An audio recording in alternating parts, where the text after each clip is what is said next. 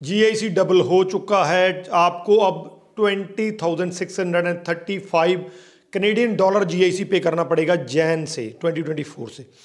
लेकिन ये फिगर कहाँ से आई? जो 20,000 की ये फिगर है ये कहाँ से आई और ये क्यों किया गया, इस पे अभी तक कोई डिटेल्स नहीं है। तो इस वीडियो में आपको यही बताऊंगा कि कौन से वो 3 रीज़न हैं जिसकी वजह से इसको इंक्रीज किया गया और ये 20,000 वाला फिगर ये कहां से आया। तो वीडियो को एंड तक देखिएगा। एंड तक चलते चलते जीआईसी 20,000 के सारे डाउट आपको क्लियर हो जाएंगे। तो उससे पहले हमारा यूट्यूब चैनल जरूर सब्सक्राइब कर लीजिएगा क्योंकि इस पर आपको ऐसी ही इन्फॉर्मेटिव एंड यूनिक वीडियोस देखने को मिलती हैं। सबसे पहले देखते हैं कि ये फिगर जो है 20,000 का ये कहां से आया। कनाडा में एक वर्ड यूज होता है LICO, LICO, जिसका मतलब है लो इनकम कट ऑफ। इसका मोटे मोटे मायने ये होते हैं कि अगर आप कोई भी इमिग्रेशन कनाडा में अप्लाई करते हैं तो आपके पास जो LICO की कट ऑफ होती है उसके जितना पैसा आपको वहां पे चाहिए होता है ताकि आप डे टू डे जो आपकी नीड्स है उसको पूरा कर सके। तो LICO जो है, स्क्रीन पे आप देख सकते हैं कि LICO का जो 2023 का जो फिगर है वो क्या है। वो एग्जैक्टली 27,514 कनेडियन डॉलर है। अब हम दूसरी तरफ बढ़ते हैं। जो IRCC ने कहा है कि हमने कितना बढ़ाया है, उन्होंने कहा कि for 2024 a single applicant will need to show they have 20,635 representing 75% of LICO।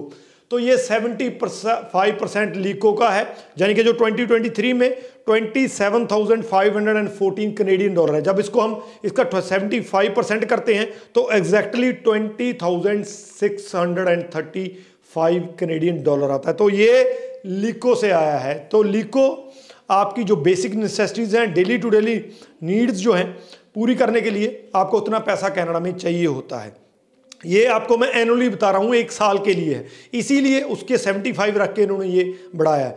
अब इसमें कौन से रीजन रहे हैं जिसके कारण इनको LICO का 75% लेना पड़ा। सबसे पहला रीजन जो है, जो ऑब्वियस है, क्योंकि कनाडा में इस टाइम पे इन्फ्लेशन काफ़ी ज़्यादा है, जिसको महंगाई कहते हैं, काफ़ी ज़्यादा है। चाहे वो रेंटल ले लो, ग्रॉसरी ले लो, जो भी आपको सामान चाहिए होता है वो सारे का सारा इस टाइम पे बहुत ज़्यादा महंगा है। तो कहीं ना कहीं पे जो स्टूडेंट 10,000 जीआईसी लेके चलता था उससे उसका जो डे टू डे नीड्स पूरा होना बहुत मुश्किल था। इसीलिए इसको LICO से जोड़ा गया है, इसीलिए इस चीज़ को जो है डबल किया गया है। तो ये ऑब्वियस रीज़न है कि स्टूडेंट्स को कोई प्रॉब्लम ना आए, वहाँ पे जाके उनको डे टू डे जो अपनी प्रॉब्लम्स हैं, जो अपनी नीड्स हैं, उनको पूरा करने में कोई दिक्कत ना आए, उन्हें कोई ऐसा काम ना करना पड़े, अपनी स्टडी ना छोड़नी पड़े या कोई ऐसा काम ना करना पड़े जिसको लेकर वो दिक्कत में आ जाए। तो ये पहला रीज़न है। दूसरा रीज़न है कि कनाडा इस टाइम पे ये चाहता है, क्योंकि जब कनाडा में स्टूडेंट अप्लाई करते हैं, पूरी दुनिया से करते हैं, अकेले इंडिया से नहीं करते हैं, तो कई कंट्री ऐसे हैं यहाँ पे उतना स्टेबिलिटी नहीं है, फाइनेंशियल स्टेबिलिटी नहीं है। तो काफ़ी ज़्यादा स्टूडेंट्स ऐसे होते हैं जिनकी फाइनेंशियल कैपेसिटी उतनी बढ़िया नहीं होती है, तो वो कनाडा में चले जाते हैं, वहाँ पे जाके वो स्ट्रगल करते हैं और कई बार वहाँ पे अनवांटेड इंसिडेंट्स भी हो जाते हैं। तो इसको रोकने के लिए उन्होंने इसको इंक्रीज किया कि ताकि फाइनेंशियल कैपेसिटी जिसकी है, जो वो पूरा खर्चा उठा सकता है, वही स्टूडेंट जिसका फाइनेंशियल बैकग्राउंड बढ़िया है, वही कनाडा के स्टूडेंट कम्युनिटी का पार्ट बन सके। और जो थर्ड मोस्ट इंपॉर्टेंट है वो रेवेन्यू को लेकर है। जैसा कि मैं कहता रहता हूँ, 25 बिलियन डॉलर की इंडस्ट्री है जो इस टाइम पे कनाडा में इंटरनेशनल स्टूडेंट्स की इंडस्ट्री है। तो इसमें और जोड़ने के लिए, रेवेन्यू को और बढ़ाने के लिए कहीं ना कहीं पे ये स्टेप लिया गया है। आने वाले दिनों में अगर स्टूडेंट्स की कमी होती है, ये इंपॉर्टेंट है जिसको ध्यान से सुन लीजिए, अगर आने वाले दिनों में कम स्टूडेंट अप्लाई करते हैं, जहां वो ऐसे रूल लेके आते हैं जिससे स्टूडेंट्स की गिनती कम हो जाती है, तो रेवेन्यू पे कोई इफेक्ट नहीं पड़ेगा। क्यों नहीं पड़ेगा?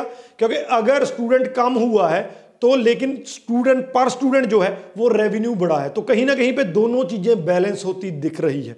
तो नंबर ऑफ स्टूडेंट्स अगर कम होंगे तो अगर ट्यूशन फीस कम जाएगी, उनका जीआईसी कम जाएगा।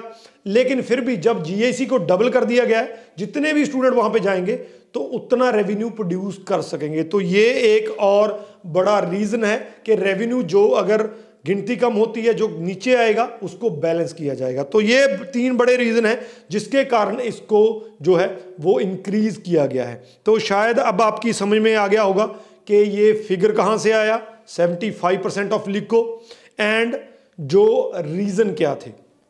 हालांकि इस डिसीजन से जो है स्टूडेंट्स की जेब पे या उनके पेरेंट्स की जेब पे जो है वो बड़ा असर पड़ेगा, लेकिन फिर भी अगर हम इसको एक पॉजिटिव नज़रिए से देखें तो कहीं ना कहीं पे स्टूडेंट्स को एक्सप्लॉयट होने से बचाने के लिए वो या वहाँ पे स्ट्रगल करते हैं, उस स्ट्रगल को बचाने के लिए, और कहीं ना कहीं पे कनाडा का जो रेवेन्यू है जो गिरेगा अगर कम स्टूडेंट जाएंगे उसको बैलेंस करने के लिए ये किया गया है।